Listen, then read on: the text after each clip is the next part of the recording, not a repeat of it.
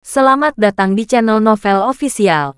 Sebelum kalian mendengarkan novel Pesona Pujaan Hati, jangan lupa like, share, and subscribe. Kalau tidak kusentil jantung kalian. Hehehehe. Tanpa lama-lama lagi langsung saja kita masuk di alur cerita novelnya. Bab 5731. Tidak apa-apa, Charlie berkata dengan tenang.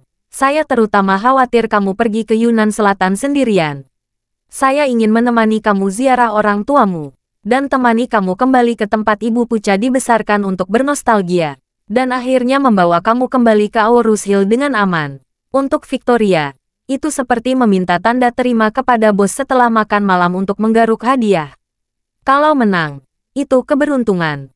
Kalau tidak menang tidak masalah, asalkan makanannya enak. Vera tergerak hatinya, mengangguk ringan, dan menghela napas. Keinginan terbesarku sebelumnya adalah bisa kembali ke selatan Yunan sebelum aku mati, dan melewati semua tempat ini lagi.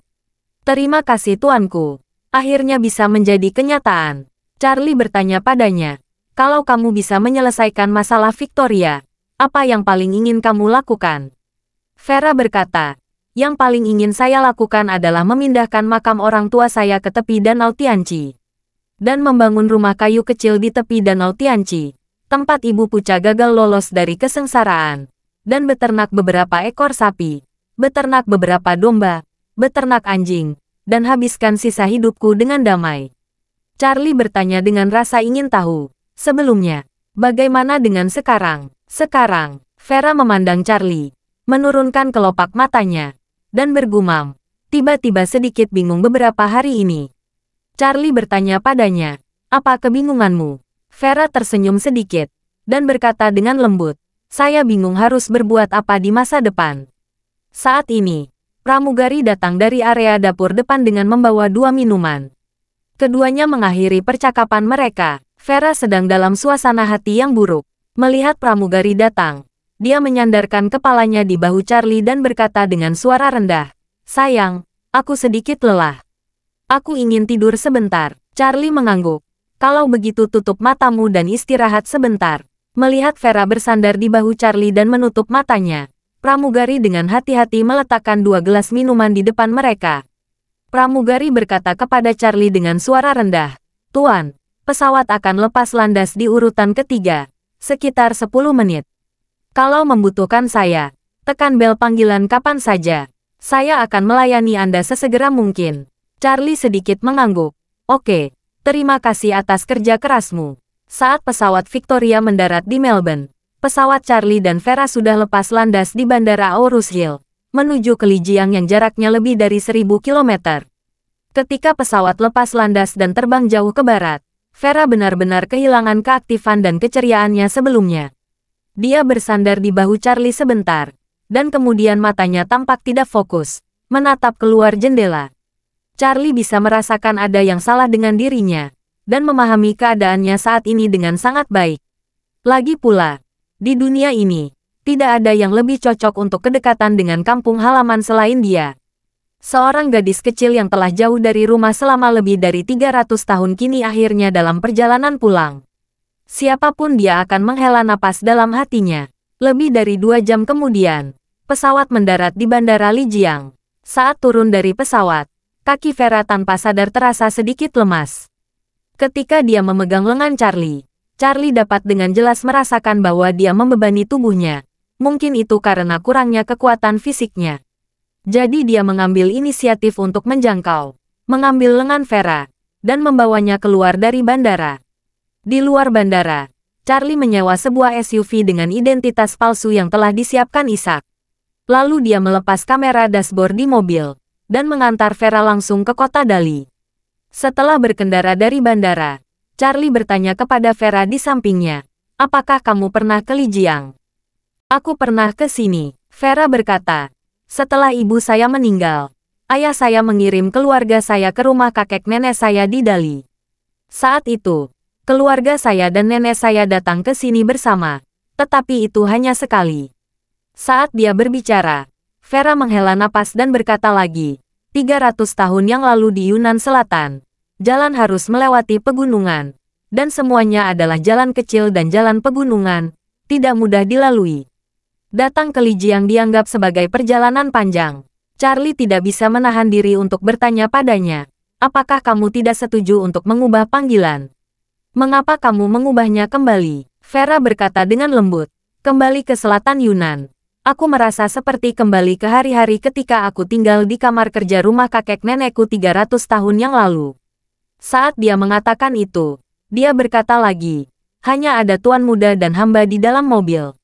Hamba masih belum terbiasa berbicara dengan tuan muda seperti ini. Charlie mengangguk dan bertanya lagi, apakah kamu tinggal bersama kakek nenekmu sepanjang waktu sebelum meminum pil hijau abadi? Vera berkata, kakek pergi lebih awal, dan kemudian dia dan nenek saling bergantung satu sama lain seumur hidup. Untungnya, leluhur kakek selalu menjadi salah satu dari banyak kepala suku di Yunan Selatan, dan keluarganya relatif kaya.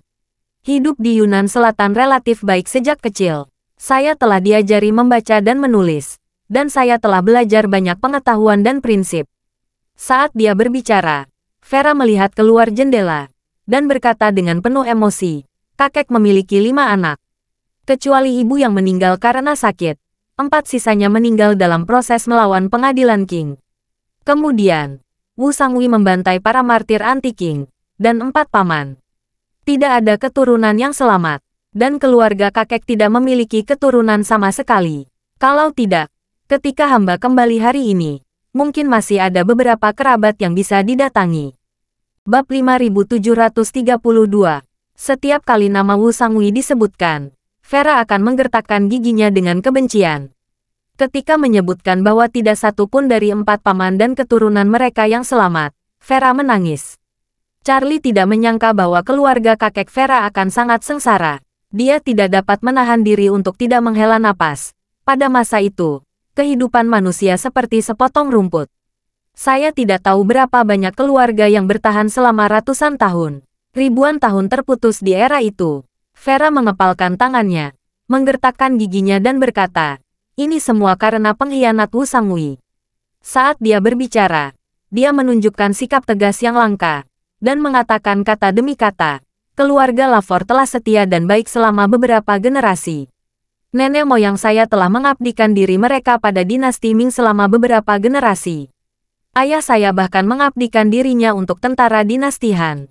Tapi dia, Wu Sangui, tidak hanya membiarkan tentara Qing memasuki celah dan menggulingkan dinasti Han, tetapi bahkan secara pribadi membunuh Kaisar Yongli untuk kepentingannya sendiri. Di hatiku, dia adalah pengkhianat terbesar dalam sejarah rakyat Han. Charlie berpikir sejenak, dan berkata, menilai dari opini publik saat ini, Qin Hui memiliki lebih banyak keburukan daripada Wu Sangui. Vera menggelengkan kepalanya, dan berkata dengan serius, perbuatan jahat dan niat jahat Wu Sangui tidak perlu dipikirkan secara mendalam. Kalau tidak, akan menyeramkan. Dan itu pasti tidak sebanding dengan Qin Hui dan sejenisnya. Vera berkata lagi, Wu Sangui menetap di Liaodong selama bertahun-tahun. Dia telah berperang melawan tentara Qing selama bertahun-tahun. Dalam hal memahami kebrutalan tentara Qing, dia pasti berada di puncak di antara orang Han di dunia. Dapat dikatakan bahwa tidak ada yang bisa menandinginya. Sangat jelas bahwa masuknya tentara Qing akan membawa bencana besar bagi orang-orang di celah itu. Namun meskipun demikian, dia masih mempermalukan tentara Qing, mengkhianati negara dan mencari kemuliaan. Sama sekali mengabaikan keselamatan orang-orang di dunia. Dapat dilihat bahwa orang ini memiliki niat jahat. Charlie mengangguk setuju. Aku setuju denganmu dalam hal ini. Orang ini memang salah satu pengkhianat terbaik dalam sejarah Tiongkok. Hal yang paling hina adalah dia pertama kali menyerah kepada dinasti Qing dan membunuh kaisar terakhir di Nanming. Kemudian memberontak atas nama memulihkan negara orang Han. Dalam sejarah, tidak mudah menemukan orang kedua seperti dia. Vera menghela napas, dan berkata dengan sedih, untuk Wu Sangui, lebih dari 300 tahun telah berlalu, dan aku masih tidak bisa melepaskannya. Charlie menghibur, Wu Sangui telah meninggal bertahun-tahun lalu, dan keluarganya tampaknya telah digeledah di seluruh rumah. Dia telah menerima pembalasan yang pantas diterimanya. Vera menggertakkan giginya dan berkata, tapi Wu Sangui tidak dipenggal. Dia meninggal karena sakit. Pengkhianat sebesar itu seharusnya dieksekusi. Ini sangat murah untuknya. Charlie mengangguk dan bertanya padanya. Ngomong-ngomong, apakah kamu punya kerabat dari pihak ayahmu? Sudah hilang. Vera menggelengkan kepalanya dan berkata, pada akhir dinasti Ming, keluarga Lavor mengalami kemunduran.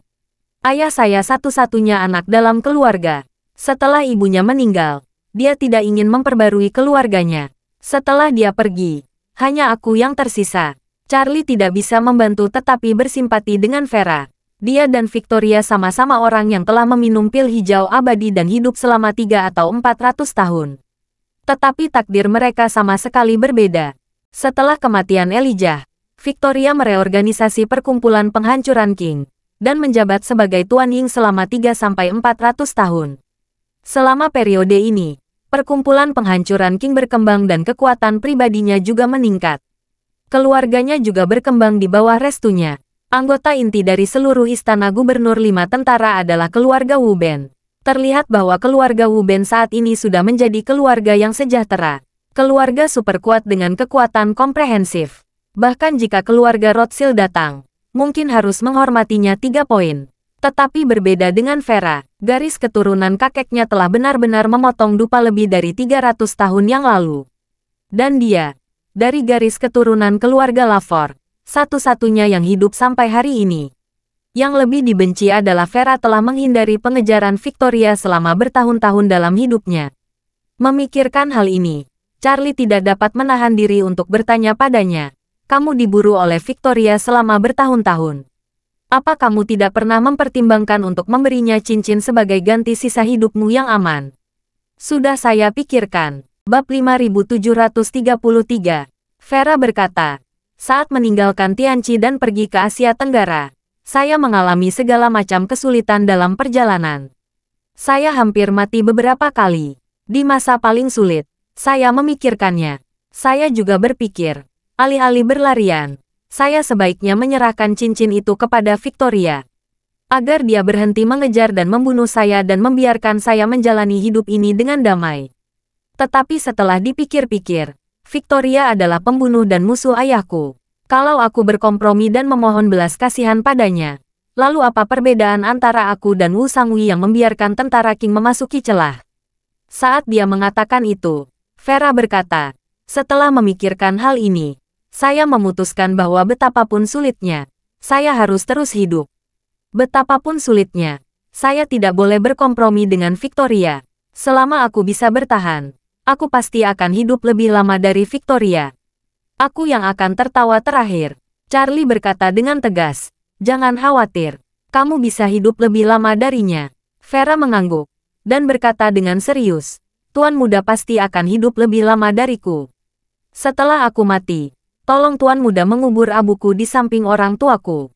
Hidupku akan lengkap. Charlie berkata dengan sungguh-sungguh, jangan khawatir. Kalau saya dapat menemukan resep untuk pil 100 tikungan dan 1000 putaran dan metode pemurnian khusus, saya akan membantu kamu hidup sampai 1000 tahun seperti leluhur Marcius. Vera tersenyum kecut, menggelengkan kepalanya tanpa sadar dan berkata, hidup selama 400 tahun sudah sangat sulit. Saya tidak berani memikirkan 1000 tahun. Saya tidak ingin memikirkannya. Ketika Charlie mendengar ini, dia tidak bisa membantu tetapi melirik Vera dari sudut matanya. Melihat ekspresinya serius dan agak kesepian, dia hanya bisa menghela napas dalam hatinya. Dia tahu Vera pasti mengalami banyak kesulitan yang tidak pernah dialami orang biasa dalam 300 tahun terakhir. Orang mengatakan bahwa orang yang berumur panjang telah melewati lebih banyak jembatan daripada orang biasa. Namun bagi Vera, dia telah menderita lebih dari yang pernah didengar atau dilihat banyak orang. Jadi, dia berkata dengan menghibur, jika Victoria pergi, hidup tidak akan terlalu sulit. Vera menggelengkan kepalanya lagi dan lagi. Kalau begitu jangan hidup 500 tahun lagi. Itu sudah cukup. Charlie sedikit terkejut, dan tidak berbicara lagi. Dia berpikir dalam hatinya bahwa dia harus memperbaiki pil 100 tikungan dan 1000 putaran sebelum Vera berusia 500 tahun. Dia akan memberikan Vera satu segera setelah pil selesai. Bukan hanya karena gadis ini telah hidup terlalu keras selama 400 tahun terakhir, tetapi juga karena dia telah menyelamatkan nyawanya.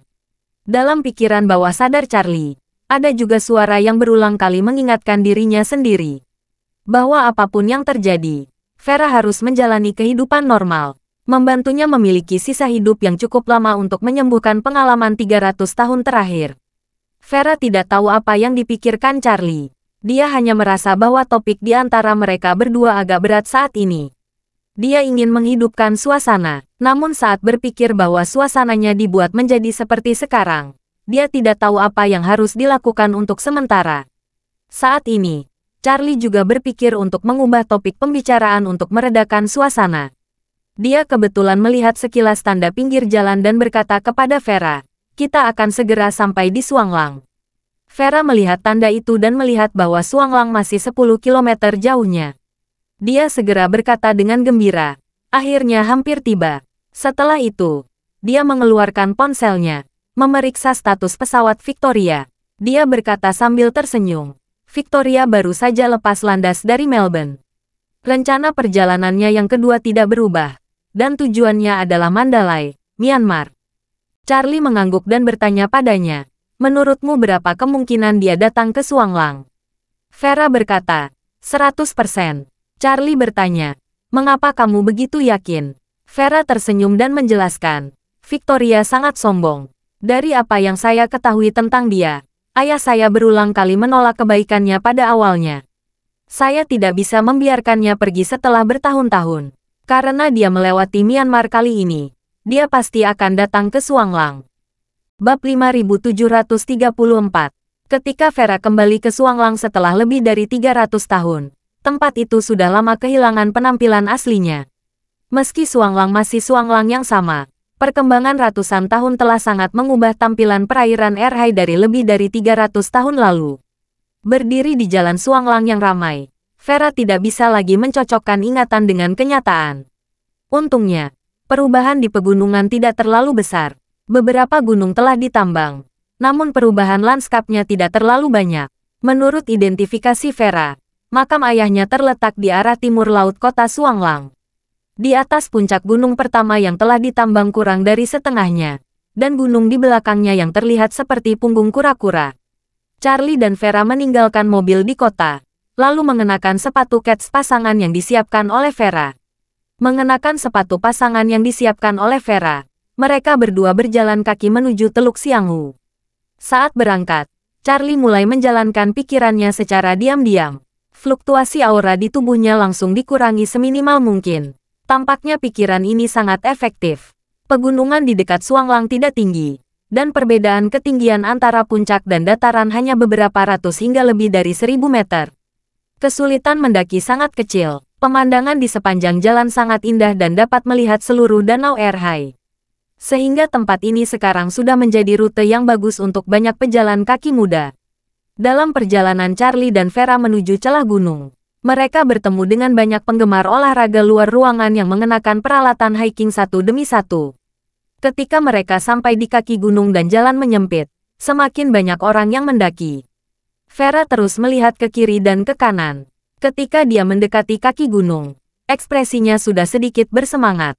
Ketika dia melihat celah gunung yang mendaki gunung, dia berbisik kepada Charlie, "Saya mendaki gunung dari sini 300 tahun yang lalu."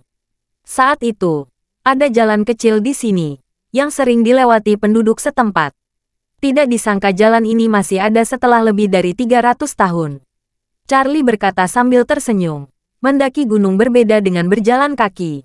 Mendaki gunung tergantung pada rute terbaik. Begitu rute terbaik ditemukan, selama gunung tidak berubah, rute ini tidak akan berubah." Ya, Vera mengangguk ringan, dan berkata, "Rutenya tidak banyak berubah. Tapi rasanya tidak lagi sama seperti sebelumnya. Sekarang ada jejak perbaikan buatan di mana-mana. Bahkan jalan telah dikeraskan secara khusus dan tangga telah dibuat. Juga ada lebih banyak orang dari sebelumnya. Tidak banyak orang di sini sebelumnya. Dan pegunungan terdekat adalah kuburan leluhur penduduk desa sekitar.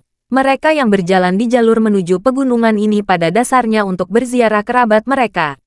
Charlie melihat sekeliling dan berkata sambil tersenyum, "Pemangkasan manual juga memiliki keuntungan. Sepertinya memang banyak orang yang memasuki gunung pada hari kerja. Ada pengawasan di mana-mana, dan ada banyak pengawasan pencegahan kebakaran hutan. Jika Victoria datang, dia harus bersembunyi.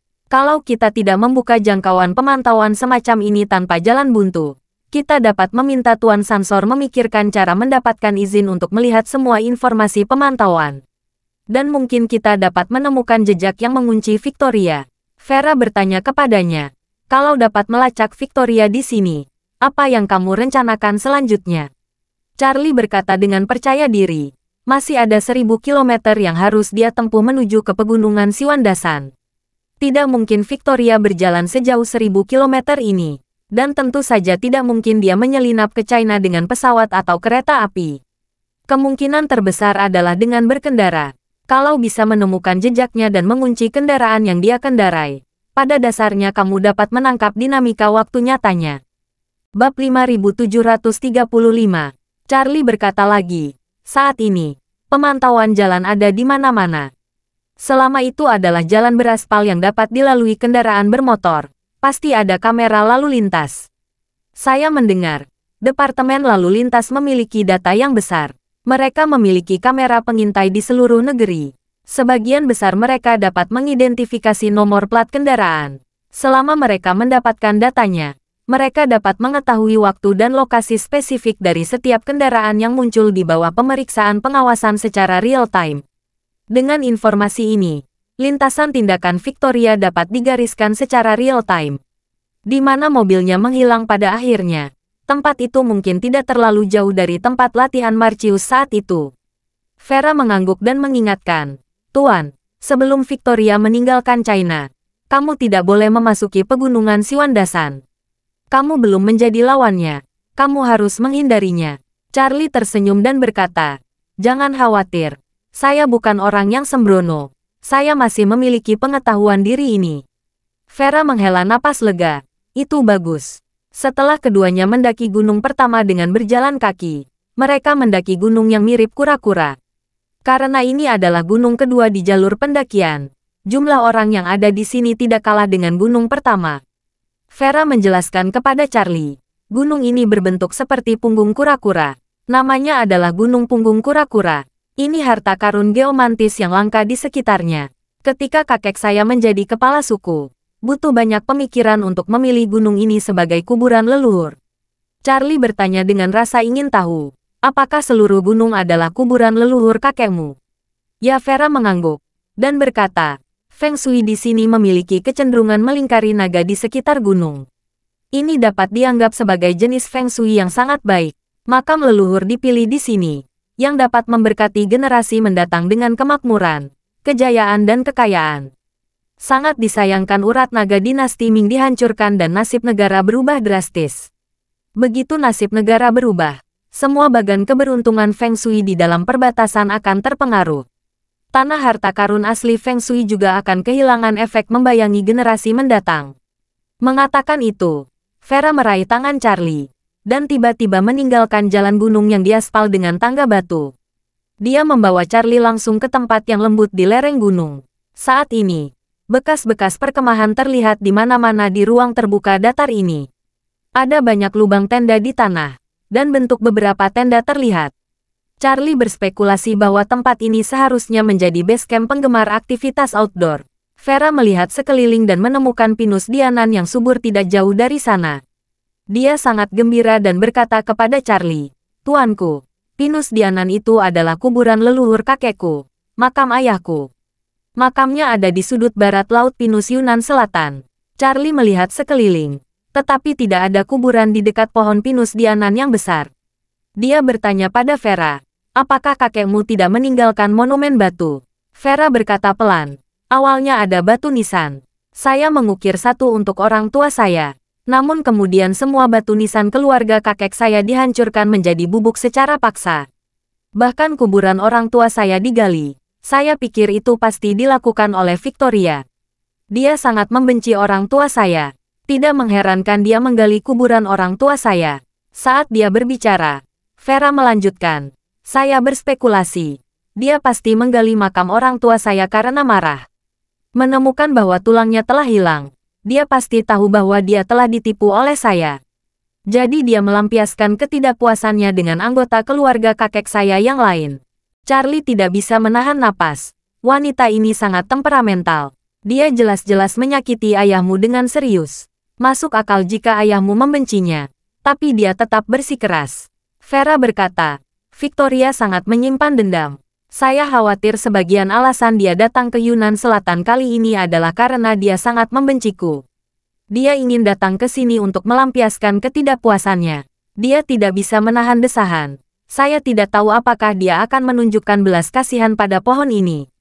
Charlie melihat sekeliling dan menunjuk ke puncak gunung dan menghela napas. Lihat, Nona Lavor, kalau saya dapat menyembunyikan beberapa senjata pertahanan jarak dekat di batu-batu besar itu, bukankah saya dapat menyelesaikan Victoria sekali dan untuk selamanya? Bab 5736. Melihat ekspresi serius Charlie, Vera tidak bisa menahan tawa dan berkata, Tuan muda, pertahanan jarak dekat dapat membunuh senior Jotun. Tapi mungkin tidak dapat membunuh Victoria. Selain itu, Victoria satu-satunya orang yang tahu lokasi persis latihan guru. Sendirian. Tuan muda, tolong bersabarlah. Jangan ambil nyawa Victoria di sini. Charlie tertawa dan berkata, saya hanya merasa emosional. Bahkan kalau seseorang benar-benar dapat membawa senjata pertahanan jarak dekat ke sini, saya tidak akan menggunakannya di sini. Vera sedikit mengangguk dan berkata, Tuanku, tidak ada pengawasan di sini. Tunggu sebentar. Saya akan pergi ke depan untuk memberi penghormatan kepada leluhur keluarga Lavor. Charlie mengangguk dengan sopan dan berkata, aku menunggumu di sini. Vera tersenyum meminta maaf padanya, lalu berjalan ke hutan pinus tidak jauh dari sana. 5 menit kemudian, Vera keluar dari hutan pinus dengan mata merah. Pada saat ini, 5 atau 6 penggemar alam luar datang bersama-sama dari arah Charlie dan Vera datang dengan peralatan di punggung mereka. Salah satu dari mereka berkata, saya lihat di sini pemandangannya bagus. Dan tempatnya datar dan luas. Sangat cocok untuk berkemah. Bagaimana kalau kita menginap di sini malam ini? Oke, seorang gadis muda berkata. Mari kita mendirikan tenda. Gunakan tenda untuk menempati tempat yang baik. Lalu berkeliling pegunungan di sekitarnya. Kembali pada malam hari untuk memasak. Dan mengadakan pesta api unggun. Seorang pria muda berkata. Kalau begitu saya akan memberitahu Hurley Landers dan yang lainnya. Kirimkan koordinatnya, dan memintanya membawa semua anggota kelompok kedua. Itu hebat, gadis itu berkata sambil tersenyum.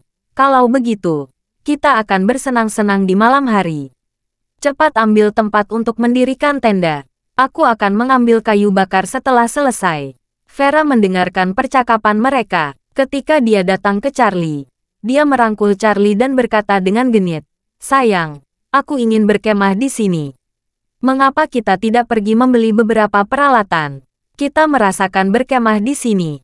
Setelah selesai berbicara, tanpa menunggu Charlie menjawab, dia dengan lantang bertanya kepada para penggemar alam luar tadi, bisakah kami bergabung dengan kalian? Kami tidak memiliki pengalaman berkemah, dan kami ingin mencobanya. Gadis itu tersenyum dan berkata, ya, tapi kami tidak punya tenda tambahan. Kalau ingin berkemah, kamu bisa pergi ke kota dan membeli tenda secepatnya. Ayo, kita bisa mengadakan pesta api unggun nanti malam. Bagus, Vera berkata sambil tersenyum. Terima kasih. Kami akan beli peralatan. Charlie terkejut dengan kata-katanya. Di depan orang luar, dia hanya bisa berkata dengan samar. Sayang, ketinggian di sini cukup tinggi, dan tidak ada tempat berteduh di sekitarnya. Kita memiliki sedikit pengalaman. Kalau ada angin kencang, tenda kita mungkin akan roboh. Saya khawatir itu tidak aman. Charlie sedang bermain teka-teki dengan Vera secara diam-diam saat ini. Angin kencang dalam kata-katanya adalah Victoria. Dan bahkan orang dan tenda roboh.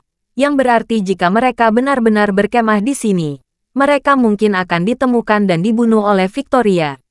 Vera memahami kata-kata Charlie. Dia berkata dengan serius, tenda bisa menggunakan pasak. Setelah pasak dipasang, angin 7 atau 8 derajat atau bahkan lebih kuat mungkin tidak dapat menerbangkan tenda. Saat dia mengatakan itu, dia dengan sengaja berkata, bukankah kamu baru saja belajar cara mengikat paku lantai dengan saudariku? Ini akan berguna sekarang. Charlie tahu bahwa saudari yang dibicarakan Vera sebenarnya adalah Ruby. Dan apa yang disebut belajar memaku tanah dalam kata-katanya adalah untuk mengingatkan dirinya sendiri bahwa dia telah menguasai metode mental Ruby. Dan dapat menyembunyikan auranya agar tidak ditemukan oleh rekan-rekannya. Namun, Meskipun Charlie telah mengkonfirmasi keaslian metode mental, dia tidak yakin apakah metode mental benar-benar dapat membuat orang kedap air. Bagaimana kalau Victoria dapat melihat fenomena tersebut? Selain itu, jika terjadi sesuatu, akan sulit baginya untuk melindungi Vera. Bab 5737. Vera sepertinya tahu apa yang dipikirkan Charlie. Dia mengambil langkah pertama dan berkata sambil tersenyum, "Jangan khawatir, sayangku, hanya ada sedikit angin kencang di Yunnan Selatan. Dan bahkan lebih jarang lagi di sini. Terlebih lagi, cuacanya sangat cerah saat ini. Kita hanya tinggal 1 malam. Pastinya tidak akan ada hembusan angin. Bahkan jika ada angin, tidak akan bisa meniup tenda kita." Charlie tidak menyangka Vera masih belum menyerah pada ide yang belum dewasa ini. Dia dengan sengaja berkata, "Baiklah, sayang, ayo turun gunung dulu. Kita bahas apa yang harus dilakukan di jalan." "Oke." Vera mengangguk puas, meraih lengan Charlie, dan berkata dengan penuh kasih sayang, "Kalau begitu, ayo cepat. Aku khawatir tidak akan ada tempat yang cocok jika kita datang terlambat." Keduanya berbalik dan turun gunung. Setelah tidak ada orang di sekitar, Charlie berkata, "Nona Lavore, apa yang kamu katakan tadi pasti serius, kan?" Vera berkata dengan sungguh-sungguh, "Sayang, topiknya tadi terlalu serius. Aku bahkan lupa." Charlie tidak punya pilihan selain berkata, "Sayang, apakah kamu benar-benar ingin berkemah di sana nanti malam?" "Ya," Vera berkata dengan sangat serius. "Saya pikir Victoria tidak akan pernah membayangkan bahwa pada saat itu, saya hanya berkeliaran beberapa puluh meter darinya." Charlie mendecakkan bibirnya dan berkata, "Jika dia mengetahui ada aura dalam diriku, bukankah itu akan menjadi jebakan bagi diriku sendiri?" Vera bertanya kepadanya, "Bukankah mentalitas yang diajarkan Ruby berguna untukmu di Willow Villa? Bukankah dia mengandalkan mentalitas ini untuk mencegahmu terjadi?" Charlie berkata, "Metode mental sangat efektif. Dapat mengunci aura di dalam tubuh sehingga tidak bocor. Namun saya tidak tahu apakah Victoria akan menyadarinya." "Tidak apa-apa," Vera berkata dengan sangat tegas.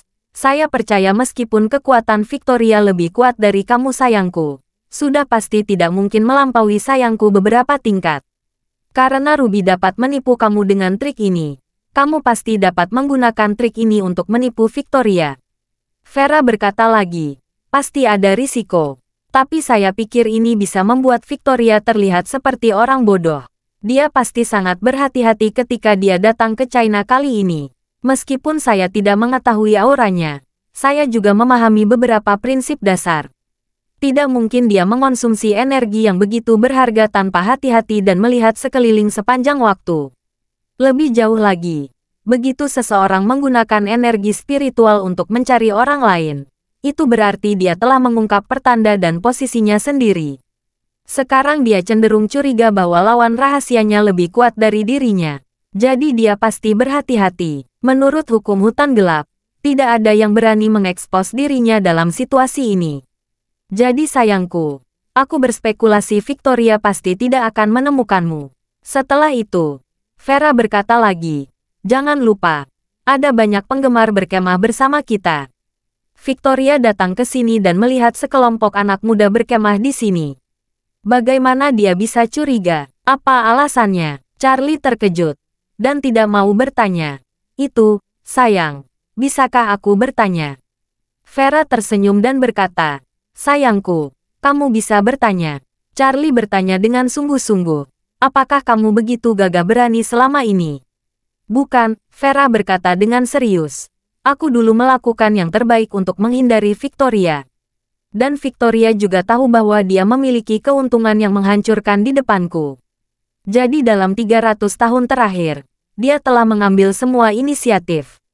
Saat dia mengatakan itu, Vera mengubah topik pembicaraan. Dia berkata, "Tapi kali ini berbeda. Kali ini, dia tahu musuh yang tersembunyi memiliki keuntungan lebih besar darinya. Dia pasti akan lebih berhati-hati. Karena dia harus berhati-hati, maka keberanian kita bisa lebih besar." Bab 5738. Charlie tidak menyangka Vera, yang terlihat lemah dan hijau, akan sangat berani. Dia jelas tahu bahwa mereka berdua sama sekali bukan tandingan Victoria. Begitu mereka menghadapi Victoria secara langsung, mereka berdua hampir pasti akan mati. Bagaimanapun, Ruby pernah memberitahu bahwa Victoria telah membuka istana Niwan lebih dari 100 tahun yang lalu. Artinya, 100 tahun yang lalu sudah jauh lebih kuat dari Charlie sekarang. Namun meski begitu, Vera tetap mengambil risiko. Begitu hal semacam ini dimainkan, itu akan berakibat fatal. Jadi, dia berkata dengan sangat serius, kita berdua tidak memiliki kemungkinan untuk melarikan diri di depan Victoria. Apa kamu yakin ingin mengambil risiko di sini? Vera mengangguk dengan sungguh-sungguh, memandang Charlie, dan berkata dengan tegas, dalam 300 tahun terakhir, aku selalu menghindarinya agar tidak ditemukan olehnya. Saya selalu sangat berhati-hati, saya hampir tidak akan pernah menginjakkan kaki di tempat yang berhubungan dengannya. Tapi sekarang aku tahu, dia mungkin datang ke sini, karena beberapa alasan. Tiba-tiba aku ingin mengambil risiko mengambil ini. Charlie tercengang, dan tidak mau berkata, kamu sedikit terlambat dalam periode pemberontakan, bukan? Vera menjulurkan lidahnya, itu mungkin. Tapi apapun yang terjadi, saya akhirnya mengerti mengapa para penggemar olahraga ekstrim itu menyalakan gedung setinggi langit dengan tangan kosong. Mereka tahu jika tidak berhati-hati saat mendaki, mereka akan hancur berkeping-keping. Namun mereka masih tetap mencoba, untuk ketegangan dan kegembiraan petualangan, dan rasa untuk mencapai kesuksesan. Setelah jeda, Vera melanjutkan, ketika orang lain melihat gedung setinggi langit, mereka melihat ke atas, menghela napas dan memuji. Tapi ketika mereka melihat gedung pencakar langit, apa yang mereka pikirkan adalah, mereka pernah mendudukinya dengan tangan kosong tanpa bergantung pada kekuatan atau perlindungan eksternal apapun. Agaknya rasa pencapaian itu bisa membuat mereka bahagia untuk waktu yang lama. Charlie berpikir sejenak, dan berkata, saya menyarankan Anda memikirkan rasional. Jika keputusan ini salah, mungkin tidak ada kesempatan untuk memperbaiki kesalahan ini. Vera menundukkan kepalanya dan mengerutkan pinggang, lalu mengangkat kepalanya, dan berkata dengan penuh semangat, aku tahu diriku sendiri. Dalam hidup ini, aku tidak mungkin memiliki kemampuan untuk membunuh Victoria. Kalau aku tidak menyebarkannya, olehnya, itu sudah sukses besar. Tapi, meski aku tidak bisa membunuhnya, setidaknya aku punya kesempatan untuk membencinya dengan tindakan praktis hari ini.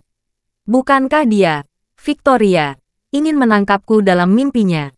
Maka dia mungkin tidak pernah bermimpi bahwa aku begitu dekat dengannya pada saat tertentu. Jika aku berhasil kali ini, aku akan memenangkan permainan kucing dan tikus dengan Victoria dalam hidup ini. Dan aku akan memenangkannya lebih dulu. Jika dia tidak menangkapku pada hari dia mati, maka aku akan menang sampai akhir. Selama aku menang kali ini, suatu hari nanti, aku pasti akan mengalaminya. Bab 5739. Bayangannya berangsur-angsur menjadi kabur, dan matanya basah oleh air mata. Dia menahan air matanya, tersenyum lembut, dan berkata, berkat cinta Tuan Muda, mulai hari ini dan seterusnya, hamba akan maju dan mundur bersama Tuan Muda. Kota kuno Xuanglang, Charlie dan Vera, yang mengenakan pakaian pasangan, tidak terburu-buru untuk membeli peralatan. Mereka berjalan keliling kota terlebih dahulu. Meskipun kota kuno Xuanglang telah berubah drastis dalam pandangan Vera, dia masih menemukan beberapa kenangan masa kecilnya. Dia menemukan jembatan batu yang dia lewati ketika dia masih kecil, memegang tangan Charlie dengan heran, dan berkata kepadanya dengan penuh semangat, sayang, aku berjalan melintasi jembatan ini beberapa kali saat masih kecil. Charlie bertanya dengan heran, apakah kamu yakin itu jembatan ini? Tentu saja. Vera menarik Charlie ke jembatan Qingxi, dan di tengah jembatan batu, menunjuk ke lempengan batu biru dengan celah. Dia menjelaskan kepada Charlie, potongan yang tidak lengkap ini disebabkan oleh seekor kuda yang terkejut. Pemiliknya seorang tukang batu, yang datang untuk mengantarkan 2 patung batu ke rumah baru kepala suku Xuanglang hari itu. Akibatnya, kudanya berjuang untuk naik ke jembatan lengkung, sehingga tukang batu mencambuk kudanya beberapa kali. Kuda itu gelisah, dan kukunya terpeleset. hampir jatuh, lalu meronta-ronta dan berlari ke depan, membalikkan gerobak yang terseret, dan salah satu pahatan batu menghantam lempengan batu, meninggalkan celah seperti itu. Vera berkata lagi, kebetulan saya datang dengan kakek saya dari kota kuno Dali untuk memberi selamat kepada kepala suku di sini. Saya kebetulan melihat seluruh proses kuda yang ketakutan masuk ke masalah di dekat jembatan. Mendengarkan uraiannya, Charlie tidak bisa membayangkan adegan yang dia gambarkan dalam benaknya. Pada saat ini, seorang gadis kecil berusia sekitar 7 atau 8 tahun, mengenakan hanfu, sedang melompat ke jembatan dengan manisan hau di tangannya. Dia berhenti untuk memotretnya, sementara ayahnya membawa 2 tas, 1 besar dan 1 kecil, serta 2 gelas minuman, mengikuti dengan santai. Vera terus mengikuti gadis kecil itu dengan matanya, dan dia tidak bisa menahan senyum tipis di wajahnya. Dia berkata kepada Charlie, saat itu, aku sedikit lebih muda darinya. Saat dia mengatakan itu, Vera mengedipkan mata main-main pada Charlie, dan berkata, tapi pakaian yang saya kenakan saat itu lebih cantik dari miliknya. Beanbag yang dibordir oleh nenek saya untuk saya tidak dapat ditemukan di seluruh selatan Yunan. Ini tidak seperti hanfu yang dikenakan oleh gadis-gadis muda saat ini. Kebanyakan mereka meniru, tanpa pesona hanfu. Charlie ingat bahwa ketika dia bertemu Vera di Eropa Utara, hanfunya sangat elegan sehingga keterlaluan. Dia bertanya dengan rasa ingin tahu, saat kita bertemu di Eropa Utara, di mana kamu membeli pakaian yang kamu kenakan? Vera tersenyum malu-malu dan berkata, itu pertama kalinya kamu dan aku bertemu. Rok bordir krep yang kukenakan dan bahu awan dengan sifang Siang Yun semuanya dibuat sendiri. Keterampilan menyulam merahku dipelajari dari nenekku. Hanya saja nenek pergi lebih awal. Saya hanya mempelajari 60 hingga 70% keahliannya. Dalam beberapa jam berikutnya, Charlie menemani Vera berjalan mengelilingi kota kuno. Setelah Vera selesai berbelanja, keduanya menemukan toko perlengkapan outdoor dan membeli beberapa peralatan yang dibutuhkan untuk berkemah. Karena berpura-pura menjadi pasangan, keduanya membeli tenda, alas tidur, kantong tidur ringan, dan lampu berkemah. Selain itu, Charlie juga membeli 2 kursi lipat, meja lipat, dan beberapa kebutuhan sehari-hari. Charlie merasa bahwa karena dia ingin bermain di bawah lampu di bawah mata Victoria, dia harus menjalin hubungan baik dengan sekelompok penggemar alam luar yang berencana untuk berkemah di Gunung Punggung Kura-Kura. Akan lebih baik berintegrasi ke dalam lingkaran mereka, bantu dirinya dan Vera untuk menutupinya. Jadi, dia membeli lebih banyak minuman beralkohol kelas atas dan bahan-bahan segar.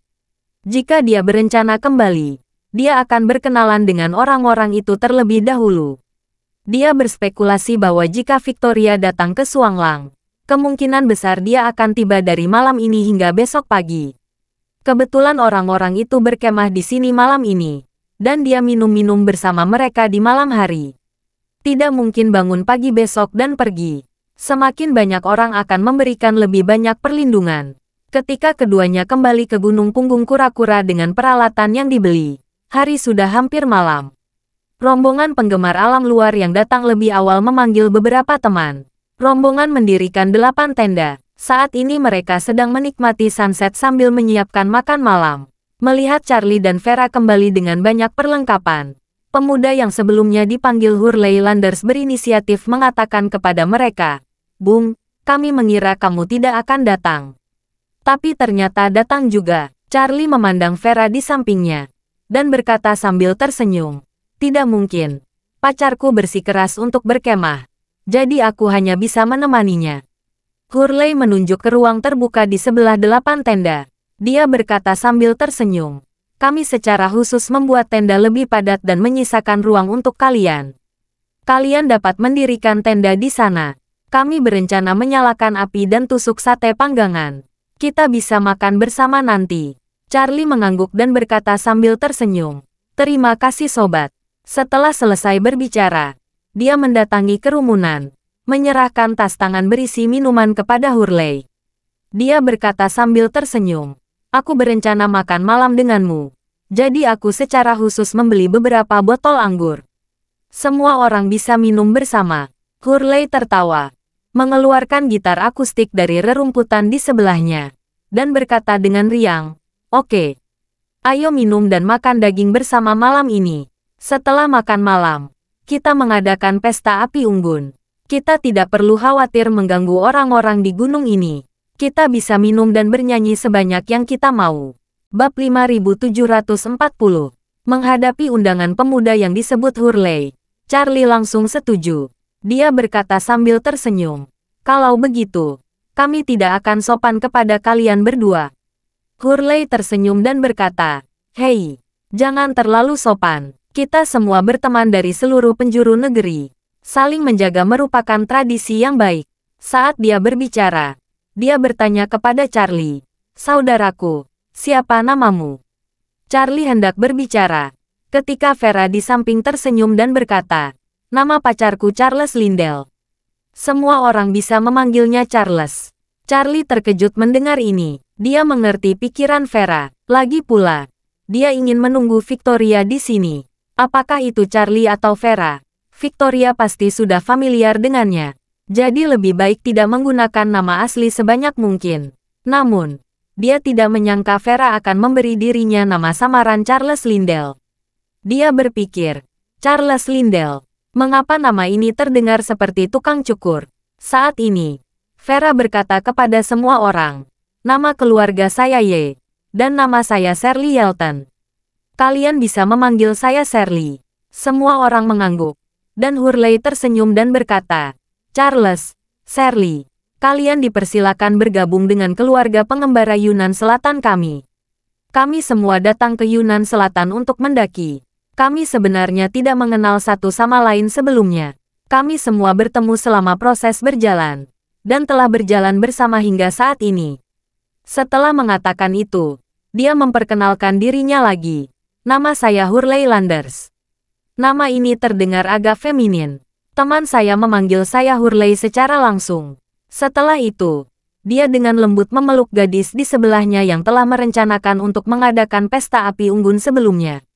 Dia memperkenalkan, "Ini pacar saya Laura Surden, seorang mahasiswa top di Universitas Tsinghua. Kami bertemu dalam pendakian ini dan berkumpul." Setelah Hurley memperkenalkan semua orang satu persatu, dia dengan sukarela mengatakan, "Charles, menurutku kamu jarang pergi hiking dan berkemah. Bagaimana kalau aku membantumu mendirikan tenda dulu?" Charlie berterima kasih. "Terima kasih sobat. Aku bisa melakukannya sendiri sebentar lagi. Seharusnya tidak ada masalah." Hurley berkata dengan serius, "Beritahu saya kalau kamu membutuhkan. Jangan sopan." Charlie mengangguk terima kasih, merasa agak malu di dalam hatinya. Karena hanya dia yang tahu bahwa orang-orang ini menganggapnya sebagai teman yang bertemu secara kebetulan. Tetapi dia perlu menggunakan mereka sebagai kedok untuk dirinya dan Vera, yang agak tidak pantas. Orang-orang muda yang menyukai alam terbuka umumnya sangat ramah dan terbuka. Mereka pada dasarnya adalah jenis yang penuh dengan atribut sosial, dan orang-orang muda ini sangat antusias dengan Charlie dan Vera. Semua orang mengobrol akrab dengan sangat cepat. Hurley adalah pemimpin di antara kelompok orang ini.